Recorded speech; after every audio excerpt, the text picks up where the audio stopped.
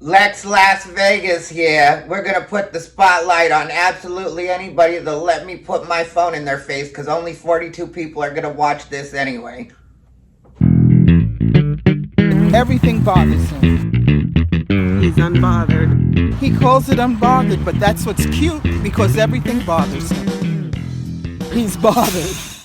I'm a botherina. What's up, everybody, and welcome to yet another episode of Unbothered by Ty Rivera. That's right, it's Unbothered by Ty Rivera. I am in a hotel room right now in Palo Alto, which is about 20 minutes away from San Jose, where I'm performing this weekend with the wonderful Tim Dillon. I put my phone on airplane mode, but I must not have turned off the Wi-Fi because I'm still getting a bunch of notifications and I wish that would stop. The shot isn't the best, the lighting isn't the greatest, but it is what it is. We'll all get over it. That was me taking the piss, as they would say, out of Lex Las Vegas. I really don't care one way or the other about Lex Las Vegas. I just don't want to fuck with him. I don't want him talking to me. That's what it comes down to. And I let that be known in the long form the other day because in a way there was a part of me that was like, you know, if I could be cool with Lex, I'll be cool with Lex. But I really don't want to be. I mean, and I don't want to be not cool. It's not like, I mean, like, you guys know, if you know anything about me, that yeah, I'll talk about people on my podcast real quick or whatever, but I will not continue to go on at people. I don't have anybody that I try to bully on my podcast, or, you know, I'll make references to certain people, I guess, at certain points, but not even that. Once I'm done with people, I'm pretty much done with them. And that's the way I feel with Lex. I'll explain what it is. I honestly do feel like Lex is developmentally disabled. And I'm not being rude or silly. I really do feel that way after the conversation I had with him and after the stuff that he posted afterwards. Because it wasn't an attack and it wasn't gatekeeping. But here's the deal. Lex continuously hangs out with people that aren't not only good for, like, hey, good people to hang out with, but he hangs out with people that aren't good for the comedy scene in general. Like when one of your main friends that you hung out with the most is a person that wasn't paying comedians after offering to pay comedians and had to have a big situation about it. And I know Lex knew because the other night when I brought that up to Lex, I was like, you continued to hang out with that person after you knew that they weren't paying people. And he was like, I didn't know they weren't paying people. And I was like, I told you they weren't paying people. Not only did I tell you they weren't paying people, I told you in front of Tino, Trez, and Jack when we were all at Chunkla's one night, and everybody heard it. I was being me, which is like this at this volume, maybe even a little louder at points because Lex was trying to deny it back then, where he was trying to make excuses for the person. And it's like, no, that person's just not paying. That person is still upset about whatever, but I don't pay attention to anything from that person because once somebody doesn't matter to me, they just don't matter to me. That's what it is. So you can post about me all you want on social media, whatever you want to do, feel free to do it. I'm not paying attention in the least. It's like you're a complete non-issue, especially if you're a person that doesn't pay. If you're a person that pays and has some money, I'll be honest, I'll probably put up with you for a while. But if you're a person that doesn't pay, persona non grata. You completely do not exist to me. That's the one thing that I will always just be like, yeah, no money, no time. Then he hung out with Delilah, which, you know, it's like, even Delilah, I don't care about her. I saw her the other night at Wise Guys, and at first I was trying to remember who he played football for when I first saw him, and then I was like, oh shit, that's Delilah. Mistaken identity, I have a bad memory. I don't even watch football. But anyway,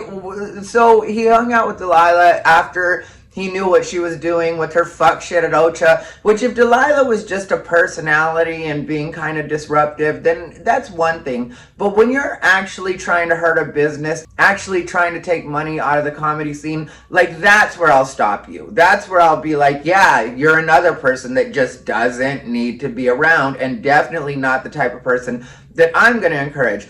Then he's hung out with some other unsavories, and at a point I just get like, yeah, why am I around you? Or why are you around me? Because I'm not around Lex. If you've ever noticed the way that I move, I sit in one spot usually. I'll say hi to people that I really care about. I mean, and I don't mean that in a bad way, like most of you I don't care about, even though But yeah, if I really have a relationship with someone, then I'll run over and say hi to them. But for the most part, I'll be kind of stationary. And if I see you when we say hi, then I see you when we say hi. But I'm not a big, like, walk up to people and, like, you know, hey, what's up, blah, blah, blah. And I got to bro hug them and all that shit. And that's what Lex always does with me, is he always wants to do the bro hug.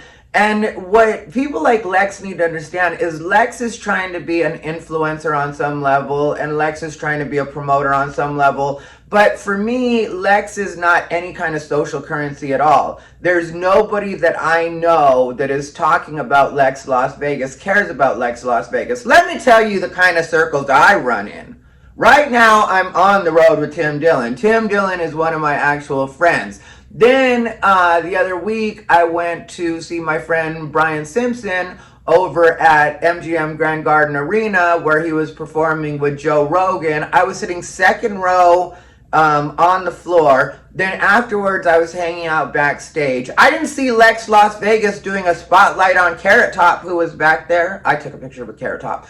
I didn't see him taking pictures with Brian Simpson. I didn't see him putting a spotlight on Joe Rogan. I didn't see him chopping it up with Tony Hinchcliffe, who I've known for years and we're friends. So the other day when I was having to edit that video for the Delilah story, when she was doing that interview with that person, the person she was doing the interview with was like, I don't know why Ty doesn't hang out with anybody that's done more than him in comedy, or somebody that would be considered like a peer. And it's like, who would I hang out with on the Las Vegas scene? One. And two, if I'm going to the open mics, then I'm likely to hang out with the open micers. So that statement doesn't even make sense. Like, if you think about the actual comics that are in Las Vegas, who I do know and I'm friends with for the most part, aside from like Trix, who I called out for stealing jokes, trying to steal jokes, and then Big Irish J, who, you know, is in cahoots with Trix because him and Trix trade spots.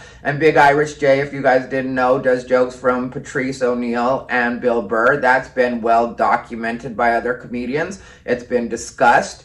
And so, yeah, I don't want to hang out with people like that. There is no social currency for me in those comedians anyway. Like, if you think about it, Trix, I've done more than Trix. I'm a better comic than Trix. So why would I be worried about hanging out with Trix? Trix is no status symbol to me in the least. Then Big Irish J, yeah, a hack. That's one thing. And none of this is to be mean. It's just the truth. Big Irish J, if you watch him, it's very hacky. It's very, I apologize for being white. Okay, great, 2015. Glad to know you're still apologizing for being white. And so I don't really roll with people like that. I roll with people when it comes to stand-up, even if maybe they haven't done as much stuff as me in certain cases, and in some cases have done much more than me. Because if you think about what Tony Hinchcliffe has done and Brian Simpson has done, Brian Simpson has been on Joe Rogan Experience, I think 3 times now. We've been friends for a long time, though, all the way back since LA. I featured for him the first time he ever headlined, which was at his home club, or one of his home clubs in San Diego. Madhouse is his home club, I believe. But we did American Comedy Company together. Like, I featured for him. And so when it comes to Vegas comedians, the two like most notable comedians or most legit comedians in Vegas, which would be Butch Bradley and Brett Ernst, I'm friends with both of them. I mean, like, we're not hanging out, but I'm not really a hangout kind of guy. And as far as I know, they're not really hang out either. Like, me and Brett Ernst, I've known him since LA as well. And we're very friendly when we see each other, but we've never hung out like that. So I don't know why any of that would be like a situation, but the people that actually matter, I'm cool with. Then you think about like Landry, Spencer James, who else is in Vegas that's really noteworthy, you know, that's done working a lot or done a lot of stuff. But you take those two. Landry, I convinced him to move to Las Vegas. Trix, technically, I convinced him to move to Las Vegas. Big Irish J, he was on the fence and he hit me up, and this was before he lived in Vegas, and I told him to move to Vegas. So when people like Lex Las Vegas, which I know I'm talking about somebody else right now, but just to get back to the Lex Las Vegas thing, when people like Lex Las Vegas talk about, I'm a disruptor. No, you're not a disruptor. You've done nothing but go along with the established system. I'm a disruptor, and this isn't about a competition thing, but if you think about the definition of a disruptor, and what a disruptor is, completely changing the system. I have completely changed the comedy system in Las Vegas. That's 100% true. A lot of the people that were getting a lot of work when I first got here, like Gooch, like Jaws, like the people that were getting respect for no reason, I completely made that so it's not a thing anymore. Yeah, you see them every once in a while, like the Ghost of Christmas Past, but they're not really doing anything that's noteworthy, and anybody that's kissing their ass is stupid for doing so and must just like kissing ass. But we're not going to get into Fitzy right now. And even with Fitzy, like, I really don't care about him one way or another. I joke about him. He's one that I'll mention occasionally on my podcast. But it's just because I don't think you guys understand. With Fitzy, you are witnessing his prime right now. Like, it's not going to continue to elevate. If you watch just his level of comedy, which is all I really care about with anybody, is their level of comedy. Because for me, it's not about status or anything like that. If you know who I hang out with on the scene, like chat with on the scene, I should say, like Carlos Anthony, Penny Prince, some of the other comedians that are working more and that I hang out with when I'm out in public, you know, because I'm not going to lie to you guys, like when it comes to Penny, I've never hung out with them outside of the comedy scene. When it comes to Carlos, I've never hung out with them outside of the comedy scene. But I'm not a big hangout outside of the comedy scene type of person anyway, and I don't think they are either. Most comics are kind of lone wolf and about their business. We're not trying to just be out there all the time, just hanging out for the fuck of it. Like even some of the newer comics that I hang out with, some of the open micers, which was one thing that Lex had a problem with, was I was talking about, at first I wasn't even talking about him. I just mentioned, because he mentioned something about me and other people, and I was like, yeah, when's the last time you've seen me argue with an actual comedian? I was like, everybody I argue with has been an open micer. And then he was like, well, I don't really like to categorize like that. Yeah, well, then you don't know how this business works. And if you're really going to say you're a disruptor, which is one of the things he said to me, I'm a disruptor. No, you're not. You're not a disruptor. Stop saying that. You don't know what the word means. But if you're really going to be a disruptor, you have to realize what the established system is and then go in and change that. That's the way being a disruptor actually works. Like me, I spent forever keeping my mouth shut, just doing stand-up. And then at a point I had opinions, and boy, did I ever have opinions. But anyway, so then that's when I decided, yeah, this is bullshit. And so I changed the way a lot of things work. LA Comedy Club has completely changed because of a lot of things that I said. Matt Chavez, I think, is one of the dumbest people in showbiz adjacent. And I don't care about anybody, like, play this for him. I don't care. I don't think he would care either, because he's not smart enough to know that what I'm saying is 100% legit. That's why one time when Matt Chavez, towards the end of our relationship, tried to talk to me about stand-up, I just looked at him like he was stupid, and then he tried to call me out to his fiance. When his fiance got there, he was like, yeah, I was just talking comedy with Ty, and he looked at me like I was stupid. I'll never do that again. And his girlfriend looked at me, and I was just like, yeah. And because it's true, like, I just don't, like, I don't know why club owners get so offended by that, but club owners will tell you that you don't know how owning a comedy club works. And that's something I would agree with 100%. I do not know how owning a comedy club works.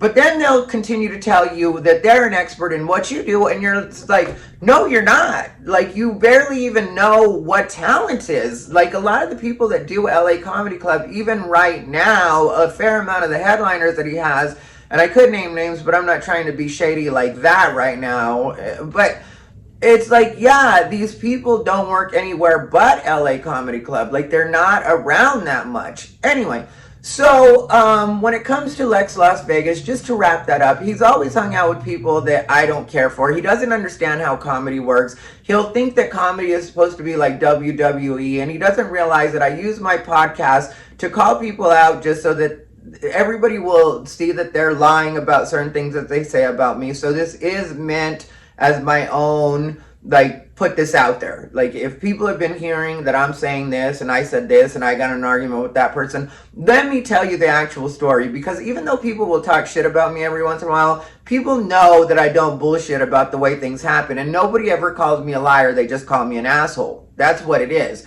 And so even when you call me an asshole, you're deflecting, because it's like, well, was I telling the truth about what I said or not?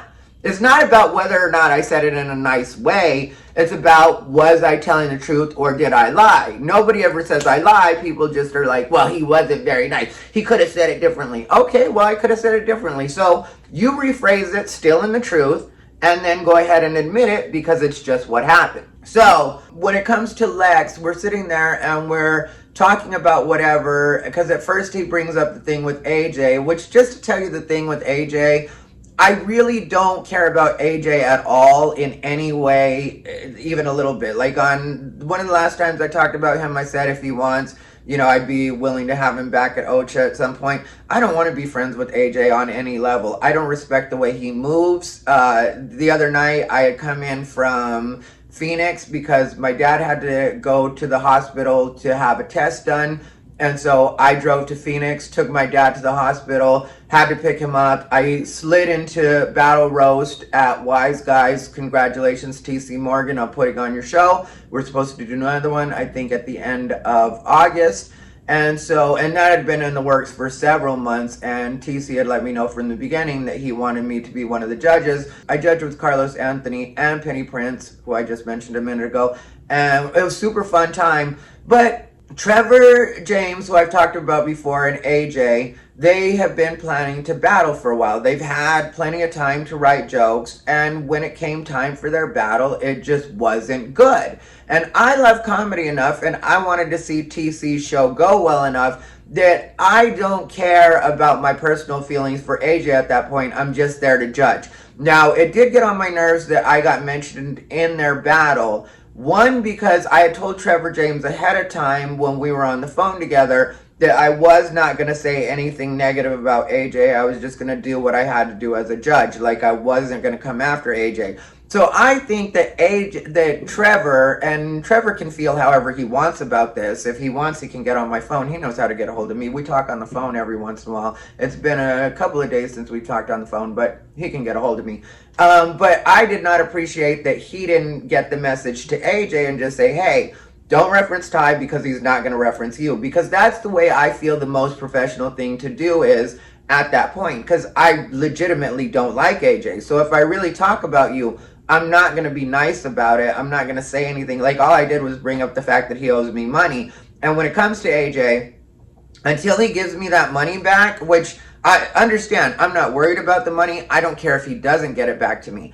But until he gives me that money back, if he decides to, he should have nothing to say to me at all. There's a saying that my friend used to say, it's when you can pay your way, you can say your way. Other than that, keep your mouth shut. There's nothing for you to say about me. What are you upset about, AJ? Because I didn't let you take more money that you didn't deserve before you moved on? If what AJ won't tell you is back when he was doing his band, one of the reasons he left his band was on the last day he dealt with them, one of the members of the band told him that he never had any money. It was in a pizza situation that happened at Evil Pie. And he can tell you the story himself if he wants to. But it's like, that's the thing you have to understand, AJ, is when other people in your same field, like when you were at the band and now you're doing comedy, decide that they don't want to support you anymore, that they don't want to have to carry your weight, you shouldn't get upset about that. You should just understand that the gravy train is over. There's nothing for you to be mad at me about. Like, I gave you the $25 after you decided you weren't going to do the show anymore. So it's not even like you can say, he owes me $25. You weren't owed that money anyway, but I did give it to you. So bringing me up during your battle, especially when it hasn't been a good battle. Now, if it had been a good battle and everything's popping and everybody's fucking laughing, and you decide to zing me real quick, I could definitely understand that. I'd be like, yeah, that's just part of the show. It fucking was great. Even I had to laugh at it. You think I've never been zinged on a battle before? I've judged the roast battle at the Comedy Store in LA. Twice I've judged that roast battle. You think nobody's ever come after me before? Of course they have. But it's always been super hilarious. The other times that I was on the judges panel, though, I'll tell you, it was Sklar Brothers, it was Jeffrey Ross, it was Ian Carmel. I mean, like, I've done the actual roast battle judging. So even having my name mentioned by an open micer like AJ, which is something that I would have said even when we were friends, he's still an open micer. That's what it is. Don't bring my name into mediocrity. Like, my name isn't going to save this, and it didn't go over particularly well, and nobody, like, he didn't even say it with his chest. It was like some, like, he knew that he was going to get fucking zinged harder for mentioning my name, and you could tell, you could sense that he was apprehensive. And so everything about you and your presentation was off that night, so don't bring me in or mention me in any way. So that got on my nerves, and that's what led to me and Lex talking. Was Lex came over to me the following day, because that happened on Monday, and the following day, Tuesday, I was there for the open mic, only because I was going to stay home, but then Keith, the owner of Wise Guys, had asked me on Monday, when we were talking after the battle roast, he asked me if I was going to show up for the Tuesday. And so, like, me and Keith have a good relationship, so I was like, yeah, I'll show up on Tuesday. And so I showed up on Tuesday to do a set. Lex immediately walks up to me, gives me the handshake, whatever. And like I told you guys, like, I've been feeling this way for a long time, where it's like, I don't like who this guy fucks with, so I don't really know why I say hi to him. And it's only because he's friends with Trez and he works with Chanclas that I've been keeping a cool relationship with him, because I like Trez a lot. I respect Trez a lot. I respect Trez's writing, and I feel like when Trez is really able to apply himself to comedy the way that he'll need to at some point, he's going to be a beast and he's going to be unstoppable. That's a person that's going to be a beast and unstoppable, in my opinion. And when I say he's able to apply himself to comedy the way that he will need to, it's because we all know comedy does take a lot of time. It does take a lot of work. And Trez has a couple of kids and he has a wife, and being a father and a husband is very important to him. And I would never hold that against anybody. I'm a single gay man. That's why I'm able to be out in these streets like this. But believe me, as soon as I'm tied down and have a kid, you're going to see a lot less of me. I'm going to be a housewife. But so Trez, I very much do respect. So when it comes to Trez and my relationship with Chanclas, because Megan and Eddie from Chanclas are still good friends of mine, I very much do support Chanclas. So I've always tried to keep it kind of even keel with Lex ever since he's been working with Chanclas. But at a certain point, it gets like I said with Gretchen. When Gretchen was doing the purse shit, I was like, I don't want to be involved with that. I don't want anybody to see me around you. I don't want to be shaking your hand. So that's why I lost it with Gretchen. A very similar situation with what happened with Lex Las Vegas. He comes up to me and he's like, yo, I was seeing your shit on Facebook, like that exchange you had yesterday. And I was like, that wasn't an exchange. That was me just responding really quick. Because I said this thing about AJ, which I'm sure everybody knows was about AJ. Because after the battle roast on Monday night, AJ won the battle, which, like, you can't really call it a win because it was a shitty, and like I said, I still like Trevor a lot.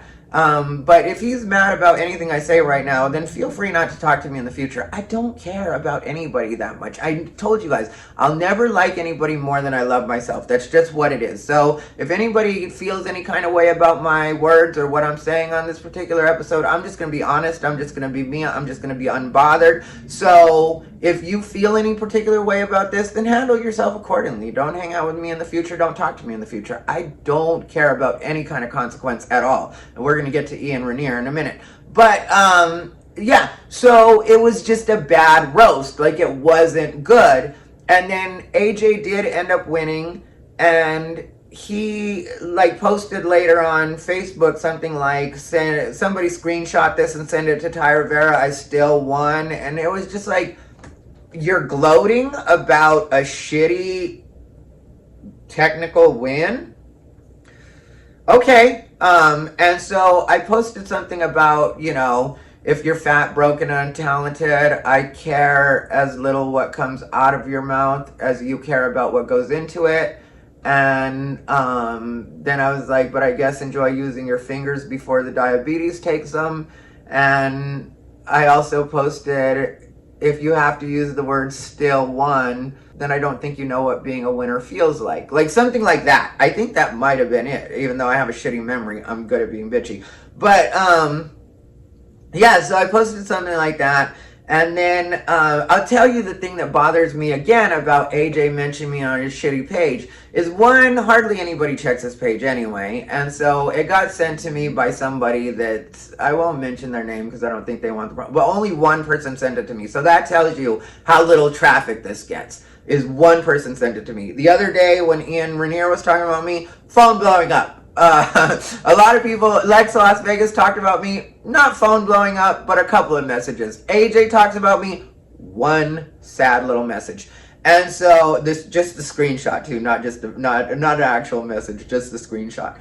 What bothers me about AJ saying screenshot this and send it to Ty Rivera, how about you unblock me, bitch? Like, you blocked me, and then you try to act like you have to go through a third party to send me a message. If I talk shit about anybody, like when Lex Las Vegas talked shit about me the other day, I shared his post with the shit that I was talking, because Lex also buys Instagram followers, which is something I noticed a long time ago. Like, when you're actually trying to be an influencer, the worst thing you can do is buy followers on any platform, because you're looking for sponsors, and what sponsors are looking for is engagement. That's why there's such a thing as micro-influencers. I don't know if you guys have ever heard the term micro-influencers, but micro-influencers will sometimes have less than 10,000 followers. You know, like say on Instagram, they'll have less than 10,000 followers, but their engagement will be so high because their people are so dialed into their stuff that they're actually worth it for sponsors to get involved with, because it's like, yeah, they may only get, you know, say they're getting some kind of really high engagement, because a lot of times the rule with social media is you'll get about 10% engagement on what it is your total is, you know. So like, that's the way that it tends to work out a lot of times. Sometimes it's as low as 5% engagement on, but these are averages, right? And I pay attention because I pay attention. Like, and I don't mean to other people's pages. With Lex, I just happened to notice one day because I was like, wow, he's got 20,000 followers. Like, I was impressed at that number. And then I was looking at his post and I was like, how does this post have only 5 likes? And then I was like, maybe it's a new post. And then I looked at it and it was like, no, this has been up for a couple of days and it only has 5 likes. With 20,000 followers, that doesn't make sense at all. So then, me being the detective that I am, I went ahead and scrolled some shit, and then I was like, yeah, this guy is getting no engagement at all, but has 20,000 followers. Well, the other way that it fucks you up is the algorithm knows that you have 20,000 followers and sees that you're getting this low engagement, and so now you get sent out to even less people than you would have been sent out to before, because what it's signaling to the algorithm is that you're not popular, that people don't really engage with your stuff, that people don't really care about your stuff. So it'd be smarter to keep the amount of fans or friends you actually have on Instagram and build it organically rather than trying to jump the gun. But I've come to realize that Lex is about nothing but shortcuts. That's why he always brings weed out. That's why he's always rolling a blunt, is because he knows that people will want to talk to him. They'll want to smoke with him, and that'll get him opportunities in people's ear. And what I had told Lex, just to wrap that up really quick, and what he accused me of gatekeeping over the other day, this is why I say he's truly slow. And I'm not being mean when I say that. I really do feel like Lex Las Vegas is developmentally disabled, because he was saying that, you know, don't listen to old school gatekeepers trying to talk shit or whatever. And it's like, one, I don't have the keys to anything, so it's not like I'm gatekeeping. And two, what I gave you was good advice. Like, your name is the only thing that's worth anything in comedy. Like, your name and how you do on stage. So if you're having shitty performances and hanging out with, and when I say shitty performances, Lex just isn't a good comic yet. Like, he hasn't put the work in. So even though he's like, I'm only 6 months in, you're terrible for 6 months in. That's just what it is. Like, if you're 6 months in and you're really grinding instead of trying to get high and seek opportunities that you're not ready for, if you actually put the work in, then it wouldn't be like, shout out for the wings here at Chonkla's, everybody. Shout out for the wings, which is something legit that he does during a set, where he'll throw out a bunch of shit where you're like, yeah, this is not Megan and Eddie, everybody. Give it up for Megan and Eddie. It's like, your set should not consist of shout outs. Your set should be an actual set. It should be jokes. And this is all, like, everything I'm telling you guys right now, I've said to his face the other night, because I just let it all go. And if you don't believe me, ask Artie Hollingsworth. Artie Hollingsworth was sitting back there. I don't know how much of it he heard, but I saw him at different points checking in on the conversation. And I didn't care because I don't care who heard. Wayne, I apologize to you. I snapped at Wayne a little bit because I was in the middle of talking to Lex. And Wayne came over to say hi, and I was just like, I'm talking right now, because I felt like everything I was saying to Lex was very important. Like, I think Lex Las Vegas is everything that's wrong with stand-up in Las Vegas and in any other scene. It's people trying to take shortcuts, and instead of actually trying to develop their talent to get to where they want to be, instead, they want to shortcut it and just completely turn it into, like, let me show how popular I can be. Let me show you how nice of a guy I am. I don't care if people think I'm nice. My thing is, as long as people know I'm funny, as long as people know that I'm going to kill it in your actual show, that's all I care about. Yeah, I am pleasant. Yeah, I am professional. Yeah, I can be super nice if I like you, but I'm not trying to run my personality or my comedy off of how likable I am. That's not at all a priority or an issue for me. So when I see people like Lex Las Vegas, and I'm not saying that you shouldn't be nice, or that if you're a nice person you can't be funny, or you can't be good, or you can't be a nice person and be funny and be good. But what I'm saying is, when your whole personality is you try and be the mayor of Las Vegas, and you're trying to tell me basically that you're an influencer, which is one thing that he considers himself, and then I know that you bought 20,000 followers and your engagement isn't there, and you also help promote with Backstage Bar and Billiards, which I've never heard anybody say, it was so packed there tonight. Lex Las Vegas, that name doesn't mean anything when it comes to promotion either. And so when you're saying and then at a point he said, I'm a beast, and I was like, at what? And literally that's what I said. I was like, at what? Like, what are you a beast at? Because it's not stand-up, and this is all stuff I said to him. So anyway, the next day is when he responds, and it's like, I was literally right next to you last night. Anything you had to say to me, you could have said right there. Instead, you go to the internet because for you, again, this is about clout. And I don't mind talking about him for this long, and people would say, like, you are giving him some kind of clout by talking about him. I don't mind at all. Because what you have to remember is when you call attention to yourself, or I call attention to you, if there's nothing for people to see in the way of talent, and all they see is that what I'm saying is 100% true, and you are shouting out the wings at Chanclas, they're just going to buy the wings at Chanclas. Which I already told you guys, I like the people at Chanclas. So I hope everybody buys the wings at Chanclas. But they're not going to look at Lex and be like, wow, this is an amazing talent. This guy, Ty, had it all wrong. What they're going to do is see what I said, so it will catch you a little bit of attention in that way. Then they're going to confirm what it was I was saying. Yeah, that is true. He doesn't have a lot in the way of material. He does have 20,000 followers, very little engagement. Then they're going to look away. Then that's going to be the end of it. So if you want that little 5 minutes or whatever, because it's not going to be 15 minutes, and I'm not lying to you guys and acting like I offer fame. See, this is why I'm willing to be as honest with people as I am. And it's because I'm honest with myself. Like, I even told Lex himself the other night when we were talking, I told him that, you know, when I mentioned the open mic thing, and he said that he wasn't trying to categorize, and I was like, you're an open micer. And really that was me being generous, because Lex doesn't get up enough to be an open micer. Like, I see Lex maybe once or twice a week now, and that's 100% true. So you can't really call yourself an open micer when you're not grinding, you're not getting up that much. So there's that. Like, and you can go to a lot of places and smoke weed and not get up, and that doesn't count as you grinding. That counts as you just going out. Well, maybe if you use a grinder for your weed, but you're definitely not grinding in comedy. And so I'm not going to pretend like that's an actual thing for me, but I did tell Lex he was an open micer. And I was like, there's nothing wrong with acknowledging where you're at so you can see where it is you want to go. And that's the way I feel about myself. And I told him this in the moment too. Like, when it comes to me, I definitely do headline. But am I a headliner that when I put my name on something, it just sells out automatically, which is where I want to be. So I have to be honest with myself about where it is I'm at so I can see the path to where it is I'm going. So when I say things like this and I'm being honest with people, it's not about trying to hurt their feelings. It's not about trying to put them in their places. It's not about trying to gatekeep. It really is about me just saying, be honest with yourself so you can see where it is you have to go, so you can see what it is you actually have to work on.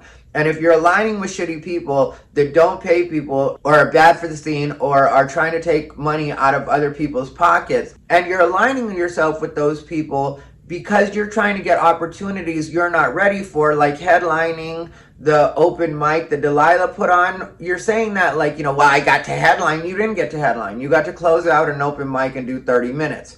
Yeah, but I got to see you got to see that you were able to stay on stage for 30 minutes, because I don't think that should be a thing. Like, really, anybody can stand on a stage for 30 minutes. And some people would say people are afraid of public speaking or whatever.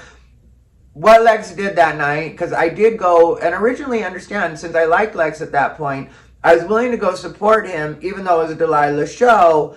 I ended up getting there late, but at the same time, it was like, all right, this is cute or whatever. But I didn't at all think that was like a real headlining show or that he was doing anything big. It was just like, I'll go support because for him, this is a big deal.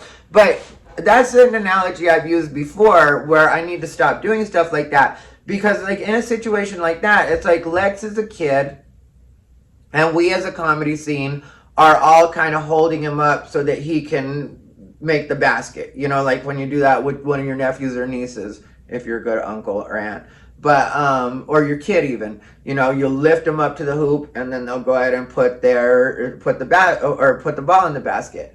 So that's kind of the scene doing that with Lex. And then he's thinking he's headlining and it's like, oh, you think you actually just dunked the ball? No, that didn't happen at all. Everybody was just being nice to you and being supportive with you.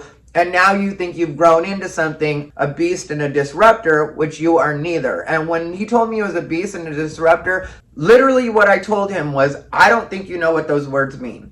Like, that's literally what I told him when he said he was a beast and a disruptor. And I still feel that way. So I do think that Lex is a little bit slow. I'm not joking or playing about that because he really wasn't understanding the words I was saying. And he kept trying to deny what he is and what he was doing and being like, well, I'm from New York.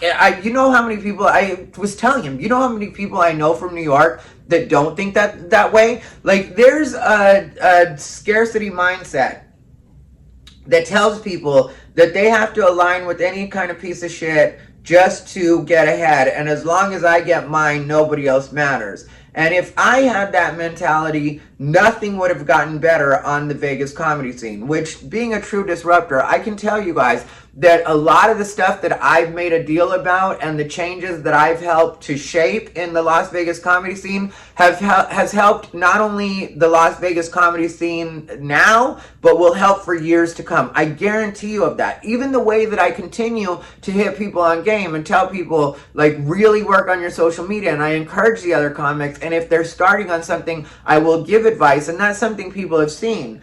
And so when, people try to make it seem like I'm a particular way, that's fine. I don't care about that. If you're not smart enough to benefit from everything that I'm telling you, even in this podcast, because for me, the reason I made this podcast, like I said, Lex Las Vegas doesn't matter. Now, Lex is slow, so he's going to think this podcast was about him. No, Lex is just a marker. Lex is just somebody for me to take you guys through this story with, and the smart people will take this for the lessons that it is in stand-up comedy and all the stuff that I'm saying as far as social media and how you want your metrics to look on social media and why you don't want to buy followers. It's not about flaming Lex Las Vegas. Like I said, Lex is just the vehicle that I will give you the lesson through. So I don't mind if people watch this as gossip, and that's the way I put it out in the clickbait that I put out. And when I do my shorts on this or my reels on this, I put it in that way so that people will actually pay attention to it, so that people will actually watch it. And I don't mind when people watch it as gossip. But for me, the people that are in the non-comedy world, yeah, you're right, this is gossip, whatever. And I don't mean that in a bad way. Watch whatever you watch. It's fun. But for the people that are in the comedy world, there's so many lessons in these for you to take. And I'm going to wrap it up by talking about Ian Rineer, because apparently Ian Rineer has been hot in the ass over me. He posted about me the night before, like the night I got into it with Lex, which was Tuesday. So the next day I wake up and somebody's like, did you see Ian was talking about you today? And I was like, I don't know why. And the truth is that I haven't talked to Ian or talked about Ian, because I haven't talked to Ian in forever, but I haven't talked about him since months ago when I did that episode where I mentioned that he had not even tried to start shit with me. He was trying to talk about me within earshot. Another bitch move, at Dive Bar. And so, I haven't talked about him since that. That had to be 3 or 4 months ago. So I haven't mentioned him at all. And then somebody was like, did you see Ian was talking about you? And I was like, no, I didn't see Ian was talking about me. And it turned out at 2 in the morning the night before, he had put, if someone is personally attacking the thing I am doing to support myself, my dreams, and my family, and you see it and laugh at it, don't give me a hug. I have no time for you. You can get off the fence. And please do not land on my side. Okay, well, let's take that apart piece by piece. Someone is personally attacking the thing I am doing to support myself. I haven't said anything about you and your shitty rooms, Ian. I'm sorry that it's not going well at Fun Day. I am always hearing from other comics that fun days are anything but fun, but that's because you're not a fun guy. What would tell you you're not a fun guy is I haven't thought about you for the last 4 months. And ask anybody. We don't talk about you at Ocha. There's not a running joke about Ian Rineer. The times we talked about you at Ocha were back when that was happening, which Ocha was running back then. But back when that happened, we did a couple jokes about you. But even then, you weren't the butt of the entire night, and we weren't constantly referencing you. We referenced you a couple of times. You really don't matter, Ian. That's what you don't understand. You really do not matter at all. It's you're a non-issue. You're an open mic producer. So, get a hold of yourself. Anyway, so I don't know what it is I'm doing to attack yourself, your dreams. Okay, well, if your dream is to be an open mic producer, I think you've accomplished, and I assure you, Ian, I am not trying to be an open mic producer. I run one open mic. I think it's very beneficial to the comedy community here in Las Vegas. I'll do that until I'm bored of it. Once I'm done with it, I'm done with it. So you don't have to worry about me coming after your dreams. But I would tell you to aim higher. That's something I would do. And your family. Okay, well, I've never said anything about your family. Your girlfriend, Juliana, I guess if you consider her family, then that's what that is. But yeah, I don't. So then it turned out that this post was only about me, but really he reveals in the comments, which were also sent to me, that he was talking to David Hewlett, who I've referenced before, who does the piano for us at Ocha Bar. So he's put a comment out of nowhere to David Hewlett, who hadn't even commented on this post, by the way. This is how desperate these people are for somebody to pay attention to them, that they put out this blind item, and then they decide, I can't take this anymore. I just have to mention him so that he knows I'm talking about him. And so he tags David Hewlett and put, nobody has ever accused you of being self-aware. This post is very much about your boss, the one who has over the last 3 years continually threatened me and my shows, attacked my girlfriend online. You know the guy because we had this conversation. As well, I use the term boss lightly as he continues to use you to advertise that show and has never paid you. I know, but he had a clip on Comedy Central 10 years ago. I get it. Attach your wagon to that shooting star. Now what do you want to do here? Do you want to take away the like? Do you want to unfriend me? Do you want to grow a spine and say that what Ty has done to comedians in this town is not okay and walk away from that show? I think you should do whatever you feel. I think you should stop trying to bully people, Ian, because nobody's going after your cause. Nobody cares. Like I said, I haven't done anything to attack you. And when you mention self-aware, don't forget, you started shit with me. And thank you for exposing yourself, because when you say the one who has over the last 3 years continually threatened me and my shows, no, I haven't for the last 3 years technically, we've only not been getting along for just over a year now, as far as I knew. Now, when I said exposing yourself, because apparently you felt this way about me for 3 years, but if you remember, we were very friendly before I ended up finding out from other people that you were talking about me and trying to shame people out of taking care of my dog. That's how petty you are. And when you say self-aware, you're not even self-aware enough to know that you're the one that started with me. I had no problem with you. I didn't realize that you didn't like me. I thought we were friends when I heard you were talking about me. It's something I did an entire episode about. But you still try to gaslight everybody, including me, into thinking that I just attacked you out of nowhere. No, you started with me. You didn't think it was going to get back to me. You thought you were powerful enough that nobody was going to tell me what you had been saying. And instead, everybody told me. I mentioned the names. And you still try to act like, yeah, well, and then even Ryan Barasa jumped on a post one time and was like, you did talk about Ty, you did, and confirmed everything I said, and you still tried to deny it. You tried to yell at Anthony Victorson about being friends with me, and then you tried to deny that, and Anthony Victorson told you himself, yes, you were mad at me about hanging out with Ty. Like, you are so not self-aware that you have a lot of nerve telling anybody that they're not self-aware. Your girlfriend tried to talk shit about me. I did a joke that was a cleverly disguised fat joke.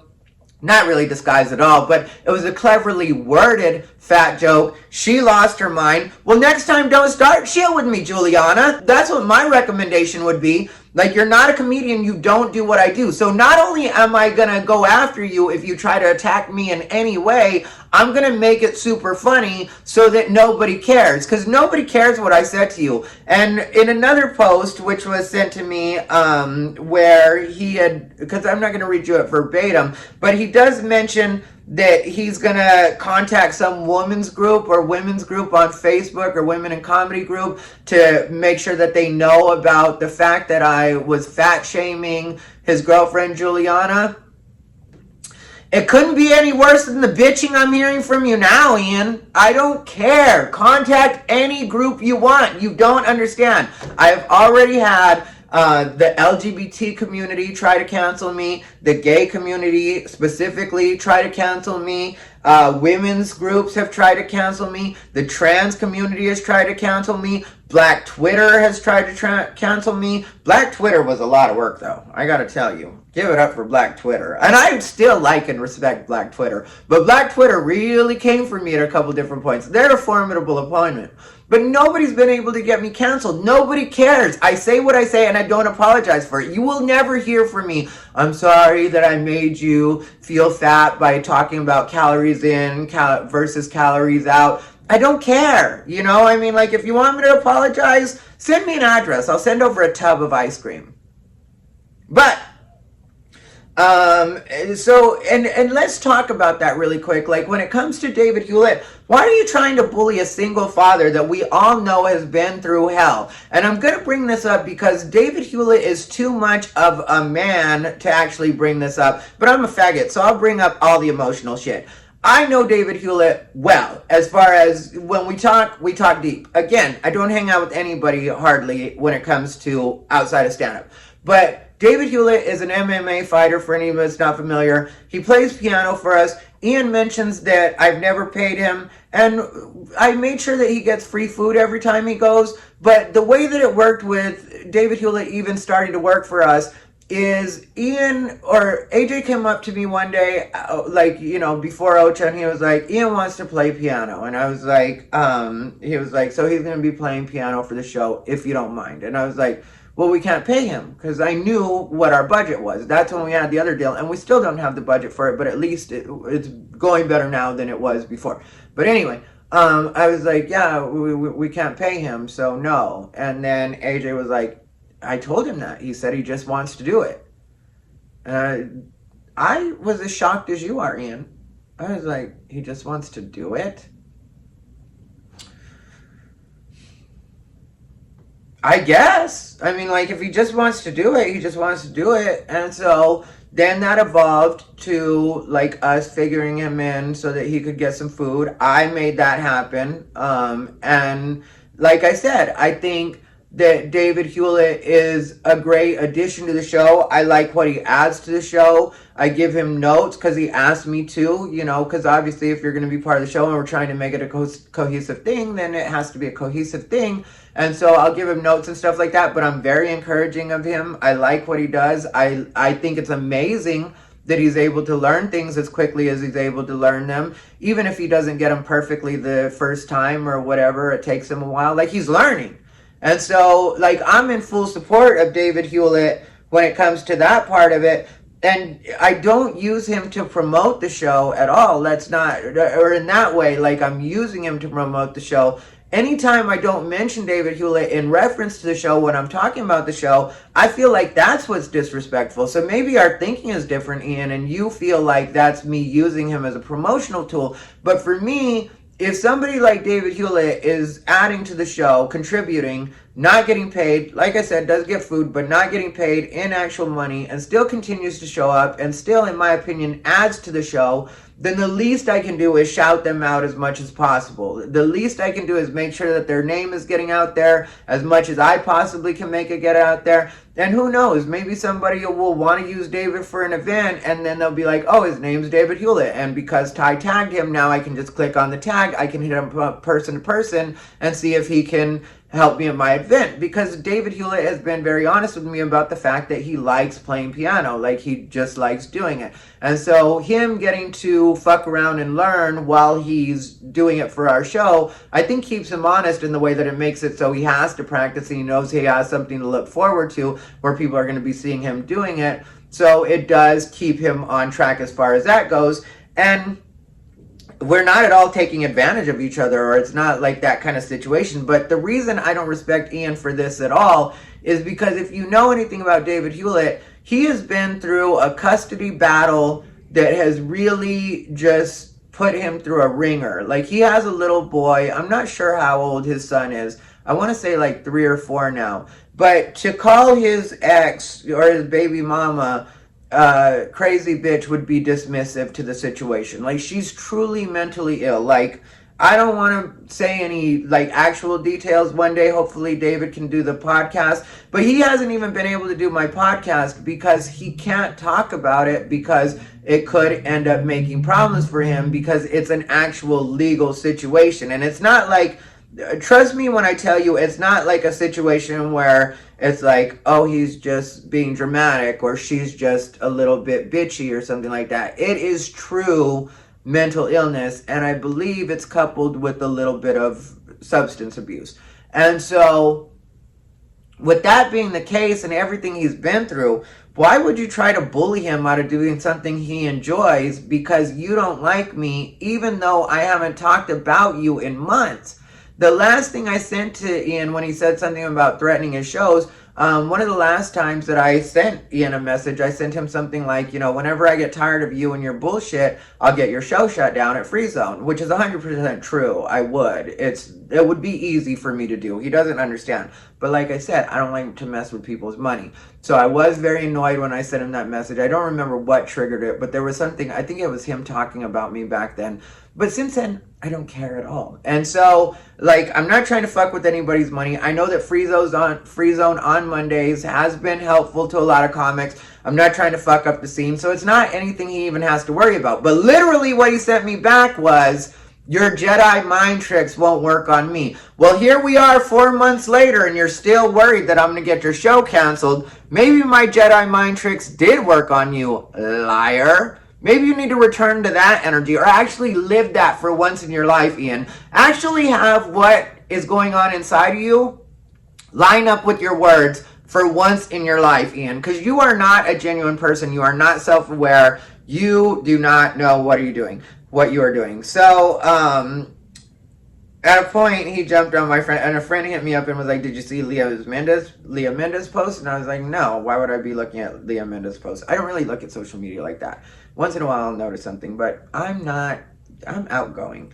And so then it turns out that he was talking about me, and what does he say? Okay, I am going to read it verbatim. Ty can identify as whatever Ty wants, but the comedy part is going to be hard. Okay, I've been doing really well at comedy, so I don't really know what you mean it's going to be hard. 19 years in comedy and can't get booked at any comedy club in Las Vegas. Last time you said that, I did Laugh Factory in Las Vegas that week that you said it, and then I did Reno right after. The reason that I'm not doing Laugh Factory right now is because, one, I haven't been in contact with Harry since the last time, and two, I just saw Harry not too long ago, like saw him because I went to go hang out with Eleanor, but two, because a lot of times what Harry will want me to do right now is either feature or open, and in those spots he wants me to be on the cleaner side, and right now I just want to work on what I'm working on. So if Harry, which I can work his club, I just am not going to work it in the position I want to work in it.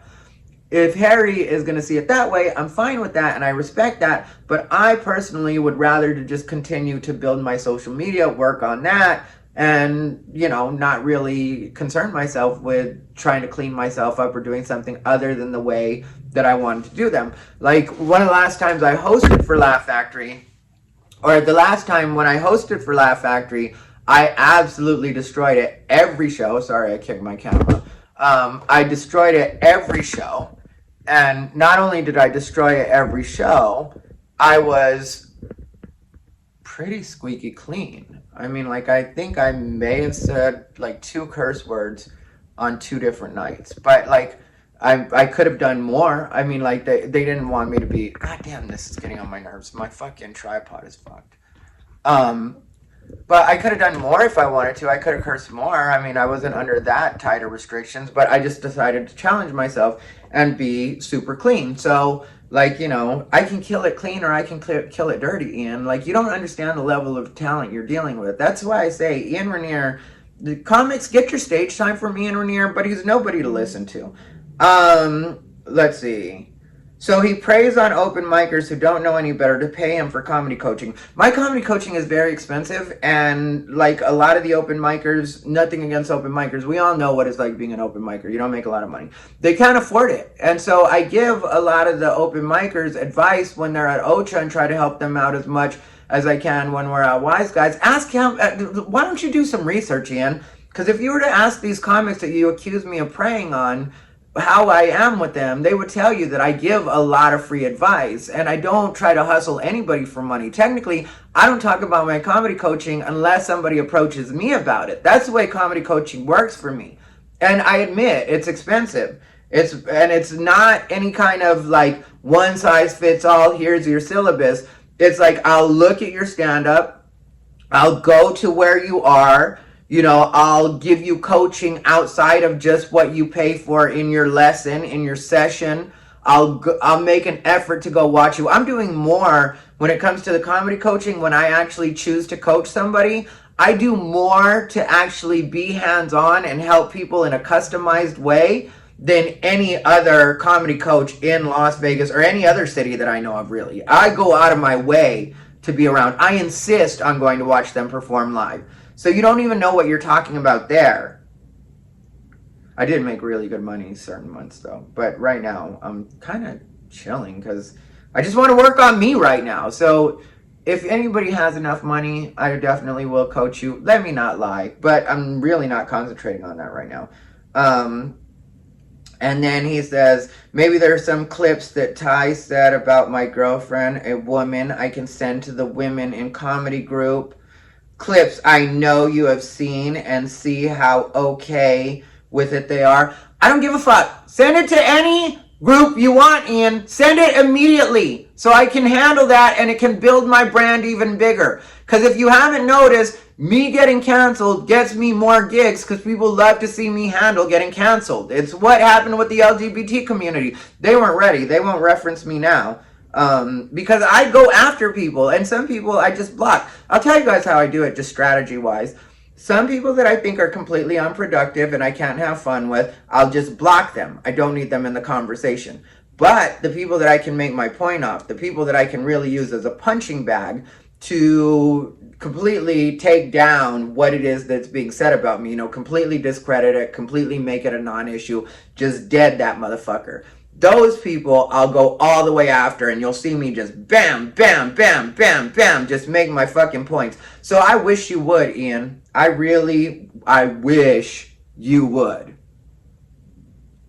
I know you saw it because Julie showed me your heartfelt message about Ty and what he did. I know I know, but he has a clip from 10 years ago on Comedy Central. Why are you so obsessed with me having been on Comedy Central, Ian? Why does that bother you so much? Like, I've admitted Comedy Central has taken a shit in the meantime, so it's not really something, like, I'll use it as a credit, but it's because it is my credit. And 2 appearances on Comedy Central is what I had. One at Live in Gotham, but that one's 2009, I believe, and then the other one...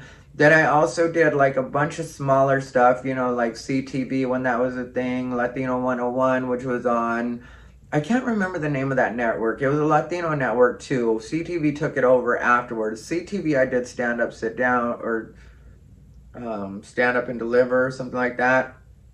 Logo Network, that was the gay network. That was the first one I ever did. Then I did the one for Russell Simmons, which was All Def Digital, Roast of America. Then I also did the All Def Digital Movie Awards, which I got to sit at a table with Amber Rose and Black China on that.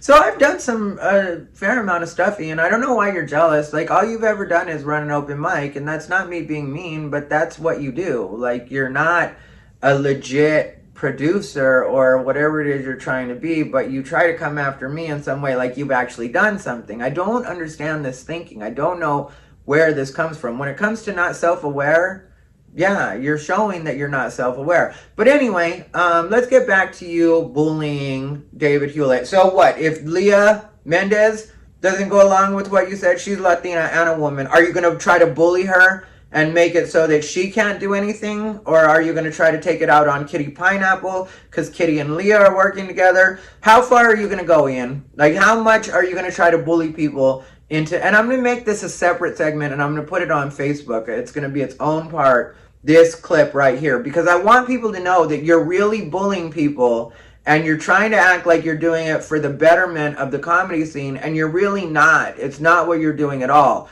You are really trying to bully people for your own purpose. You don't like me. I haven't talked about you in months. For some reason at 2 a.m. the other day, you're thinking about me. I'm heavy on your mind, and I don't know why. Do you want to fuck, Ian? Because I really don't want to, but if that's what'll fix you, then I might take one for the team. Bring me some Viagra. Well, technically I like Levitra better. My body responds to it. And I know I'm going to need something. It's not just going to happen on its own. But I will do that for the good of the comedy scene if that's what you really need. Because clearly you need something from me. Like, you cannot let it go. You don't understand that my life moves on. I don't care about you even a little bit. I don't care about your shows. I don't talk shit about your shows. Ask anybody. I tell people to go to your shows. Literally, I just told somebody the other day. I told David Hewlett to continue to go to your shows. I mean, like, I've told everybody, when people come to visit, I don't say, hey, I don't like this guy Ian, but he's got some shows. I tell them. They ask me what's going on, what mics they can get up at. I tell them I have Ocha on Thursday. Other than that, there's like the Fun Day shows. And then I'll tell them that you run the Fun Day shows. I'll tell them they can ask the other comics about the schedule of the different mics, including the Fun Day shows. Like, I don't have the same feelings for you that you have for me. You do not matter even a little bit to me. That's what you don't get, is I had a little bit of fun making fun of you because you were a drunk mess and made a fool of yourself that night at Dive Bar. Again, about me. You know what's going to happen, Ian? Is you really are going to send yourself into a spiral, and it's all going to be over me. And at the end of it, I am going to take credit. When you've completely, I'm going to tell everybody, look at this. I drive motherfuckers crazy, which is true. I've proven it. You're number 3 that I've driven crazy. There have been 4 shows that I've gotten shut down. I will take credit for all the things that I've done. And when you completely lose it, when you end up in an insane asylum, or when you end up doing something that truly does end you, because you're going to end yourself, Ian. I'm not trying to end you. Keep in mind, I really do mean it when I say I'm not actively trying to do anything to you. I'm not trying to ruin your life in any way. I'm not pulling any strings. I'm not in contact with anybody. I don't think about you. But because I'm so heavy on your mind, you're going to send yourself in a complete spiral, and you're going to end up ruining yourself. So at the end of all this, I'm going to take credit for it, but you're only going to have yourself to blame because you've driven yourself crazy. And what you're really mad about is that what I'm doing by not respecting your authority is everybody else is seeing this and knowing that there's no consequence to not being friends with you or not liking you. And you have tried to set yourself up as a powerful person in Las Vegas. I'm sorry, you're just not. You aren't, Blanche. You just aren't. You're not a powerful person in Las Vegas at all. You're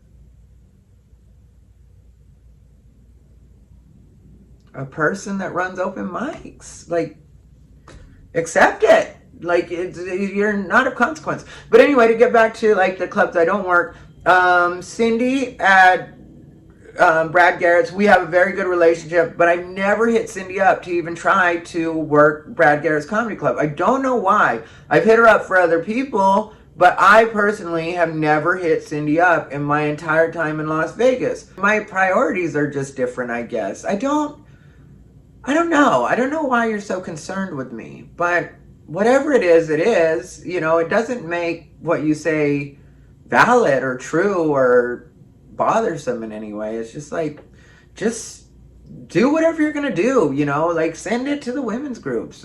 Try as hard as you can to get me canceled. I wish. I mean, like, I don't even know what you're trying to get me canceled from, you know, like, are you mad because I run an open mic and you do too? I don't understand the thinking there. There's a real obsession happening. And like I said, you're the one that originally came for me. So you had an obsession with me before I even realized you were like, and what have I done to the Vegas comedy scene? I've made it better. I've legitimately made it better, and I continue to make it better.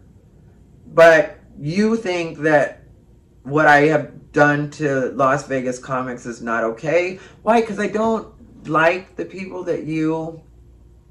I mean, like, your comics are getting worse, Ian. I saw Gabe Choir the other night. Liz Hader, terrible.